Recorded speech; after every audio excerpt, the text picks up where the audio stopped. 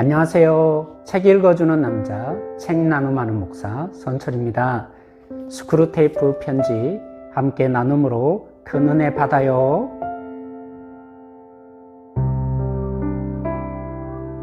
사랑하는 워무드에게 이 인간이 자기 어머니와 어떤 사이인지에 대해 내가 전해준 말을 듣고 아주 흡족했다. 하지만 유리하다고 방심 말고 더 힘껏 밀어붙이도록 원수는 마음 중심으로부터 바깥쪽으로 공작을 해나가면서 환자의 행동을 새로운 기준에 맞추어 변모시킬 테니 그 노인네를 대하는 환자의 태도도 언제 어떻게 바뀔지 모른다. 그러니까 발빠르게 선수를 치는 게 좋겠지. 환자의 어머니를 맡고 있는 글루버즈 동지와 긴밀한 연락 관계를 유지하면서 날마다 아픈 데를 찔러가며 상대방의 신경을 긁어대는 돈독한 습관을 그 집안에 들여놓거라. 거기에는 다음과 같은 방법이 도움이 될 게다. 1. 환자의 관심을 내면 생활에 집중시키거라. 그는 회심이 자기 내면에서 일어난 사건이라고 생각하기 때문에 지금 온통 자신의 심리 상태에 관심이 쏠려 있다. 이런 현상을 부추기도록 가장 기본적인 의무는 등한시한 채 가장 어렵고 영적인 의무에만 마음쓰게 하거라. 명백한 것을 무서워하며 소홀히 여기는 인간의 특성은 정말 쓸모가 있지. 그걸 더 강화시키라. 한 집안에 살아보거나 한 직장에서 일해본 사람은 훤히 다 알고 있는 결점인데도 정작 본인은 1시간이나 자기 성찰을 하고서도 깨닫지 못하는 수준까지 끌어내려야 한다. 2. 어머니를 위해 기도하는 것까지 막을 수는 없다는 것 사실이야. 하지만 적어도 그 기도가 해악을 끼치지 못하도록 막을 방법은 있지. 고도로 영적인 기도만 줄창 엎어대게 하거라. 어머니의 류마티즘에 대해서는 이런 방구도 하지 않으면서 그 영혼의 상태만 가지고 노심초사하게 만들라고. 여기에는 2가지 이득이 있다. 첫째, 그는 자기가 어머니의 죄라고 생각하는 것들에만 신경을 쓰기 때문에 내 지도만 약간 있으면 어머니가 조금만 자기에게 불편하거나 성가신 행동을 해도 무조건 죄로 여기게 될 게다. 그러면 환자가 무릎을 꿇고 있는 그 시간을 이용해서 그가 그날 받은 상처를 더 쓰라리게 문질러 줄 수 있지. 이 작전은 전혀 어렵지 않으니 너도 한번 해보면 쏙 재미를 붙일걸. 둘째, 환자가 어머니의 영혼에 대해 갖고 있는 생각이란 게 워낙 조잡한 데다가 틀리기 일쑤이기 때문에 어느 정도는 가상의 인물을 놓고 기도한다고 봐야 한다. 내가 할 일은 이 가상의 인물을 진짜 어머니로부터 날마다 조금씩 더 멀어지게 만드는 거야. 그렇게 얼마쯤 시간이 지나고 나면 가상의 어머니를 위해 기도할 때 느끼는 감정이나 생각이 실제 어머니를 대하는 태도로 이어지지 못하도록 깊은 틈을 갈라놓을 수가 있지. 내가 맡은 환자 중에는 아내나 아들의 영혼을 위해서는 열렬한 기도를 쏟아놓다가도 진짜 아내나 아들에게는 기도하던 그 자리에서 곧바로 욕설과 폭력을 서슴지 않는 무척 길이 잘 든 인간들이 있었다. 3. 두 인간이 오랜 세월 함께 살다 보면 서로 거슬리는 말투나 표정이 생기기 마련이다. 그 점을 노려야 해. 내 환자는 어머니가 눈썹 치켜 올리는 표정을 어렸을 때부터 몹시 싫어했으니 바로 그 표정을 환자의 의식 속에 최대한 부각시키면서 그게 얼마나 꼴보기 싫은지를 일깨워 주거라. 그리고 자기가 그 표정을 싫어한다는 걸 어머니가 뻔히 알면서도 일부러 그런다고 믿게 하는 거야. 너만 잘한다면 제가 얼마나 터무니없는 생각을 하고 있는지 전혀 알아채지 못할 게다.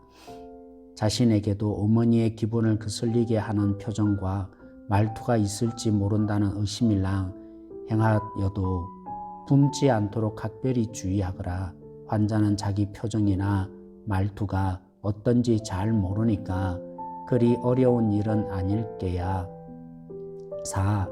문명생활에서는 글자만 놓고 보면 아무렇지 않는 말인데도 특정한 순간에 특정한 말투로 사용하면 마치 얼굴을 정면으로 때리는 듯 위력이 생기는 말들을 통해 가족 간의 정우가 표현된다. 그러니까 이 게임을 잘 이끌어 가려면 너와 글로보츠가 각각 이 두 바보에게 일종의 이중잣대를 주는 일에 주력해야 하는 게야. 어머니한테는 제가 한 말을 문자 그대로 이해해주고 실제로 한 말만 가지고 판단해 달라고 요구하면서도 정작 자신은 어머니가 한 말에 의조며 저는 맥락이며 숨은 의도까지 꼬치꼬치 따져서 최대한 가민하게 해석하고 반응하게 하거라. 물론 어머니 편에서도 똑같은 짓을 하게 해야지. 그러면 말다툼이 벌어질 때마다 각자 자기는 잘못이 없다고 굳게 확신하거나 거기까지는 아니더라도 그의 확신에 가까운 믿음으로 등을 돌리게 될 게다. 저녁 언제 먹느냐고 물었을 뿐인데 엄만 괜히 난리야 하는 식으로 생각하는 상황이 어떤 것들인지 너도 잘 알고 있겠지? 일단 이런 버릇을 잘 들여놓기만 하면 자기가 먼저 불쾌한 말을 해놓고서도 상대가 언짢은 내색을 한다고 도리어 서운해하는 유쾌한 상황을 연출할 수 있다. 다음 편지에는 그 노인네의 종교적 입장에 대해 좀 서보기로 바란다. 아들의 삶에 새롭게 끼어든 요인을 질투하는 마음이 조금이라도 있더냐? 어렸을 때 자기가 그렇게 좋은 기회를 주었을 때는 그들도 보지도 않다가 이제서야 다른 사람한테 배우고 있는 걸 속상해하진 않든 아들이 법석을 떨고 있다고 생각하는지 아니면 너무나 쉽게 믿는다고 생각하는지도 궁금하구나. 원수의 이야기에 나오는 큰형을 기억하길. 너를 아끼는 삼촌 스크루테이프. 오늘은 세 번째 가정에 대한 부분을 다루고 있습니다. 부모와 자녀 사이의 간격을 넓혀 복음을 누리지 못하게 만드는 실질적인 부분을 짚어내고 있습니다. 부모는 자녀에게 복음으로 양육해야 될 책임이 있죠. 이 책임을 감당하도록 하나님은 권위를 주셨습니다. 그런데 관계에 문제가 생기면 복음이 제대로 전수되지 못하게 됩니다. 아픈 데를 찔러 신경을 날카롭게 만들어 관계하지 못하게 하는 것이 무엇이라고 합니까? 자녀가 영적인 부분에만 너무 신경을 써서 부모가 자신에게 조금만 불편해지고 성가신 행동을 하면 죄로 여기게 됩니다. 이런 영적인 분위기는 마땅히 되어야 할 부모상과 현실의 부모상의 차이가 너무 크게 보이게 만드는 거죠. 그런 관계가 되면 부모는 마땅히 가르쳐야 될 하나님을 전해줄 수 없게 됩니다. 함께 살다 보면 상처 입게 되는 말들이 있는데 이 말들 때문에 서로 쉽게 분노하게 되고 관계가 멀어지게 됩니다. 늘 받았던 아픈 상처의 말이 나로 하여금 상대방의 말들을 왜곡해서 해석하게 되니 복음이 있는 그대로 전해질 수 있겠습니까? 오늘 내용을 통해 에베소서 5장 1절 말씀이 떠오릅니다. 그러므로 사랑을 받는 자녀같이 너희는 하나님을 본받는 자가 되고 그리스도께서 너희를 사랑하신 것 같이 너희도 사랑 가운데 행하라. 그는 우리를 위하여 자신을 버리사 향기로운 제물과 희생 제물로 하나님께 드리셨느니라. 이 말씀 앞부분에 악한 행동을 버리라는 말이 나오고요. 또 이 구절 바로 뒷부분에 말부터 달라지라는 명령이 나옵니다. 굉장히 중요한 순서의 배치죠. 예수님은 우리를 위해 자신을 버리신 사랑을 하셨습니다. 그 결과 하나님이 받으시는 제물이 되셨습니다. 예수님이라는 제물의 향기를 맡으시고 우리는 하나님과 교제해야 하는 잔치가 예배 가운데 일어날 수 있게 되었습니다. 우리의 사소한 습관에도 또 우리의 과도한 교만한 상상에도 특히 말 한마디를 할 때도 주님의 향기가 진동하고 또 듣는 자도 주님의 피로 덮여서 상대방을 받아들여서 관계가 복음이 마음껏 흘러가게 되기를 기도하십시다. 마지막으로 부모는 자녀를 주님께로 인도할 1차적인 책임이 있다는 것을 꼭 기억해 주십시오. 음악이 이어질 때 함께 이제 기도로 나가십시다. 주보여 날 정결케 하고 주보여 날 자유케 하니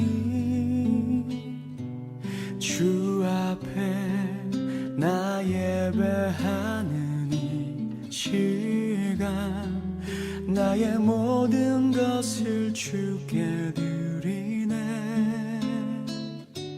주의 손 날 위에 지키셨고 주의 발 날 위에 박히셨으니 이제는 내가 사는 것이 아니요 오직 주를 위해 사는 것이라.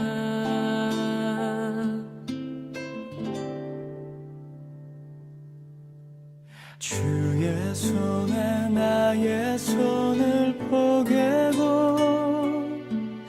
또 주의 발에 나의 발을 포개어 나 주와 함께 죽고 또 주와 함께 살리라. 영원토록 주 위에 살리라.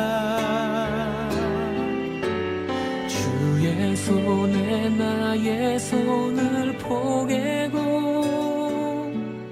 또 주의 발에 나의 발을 포개어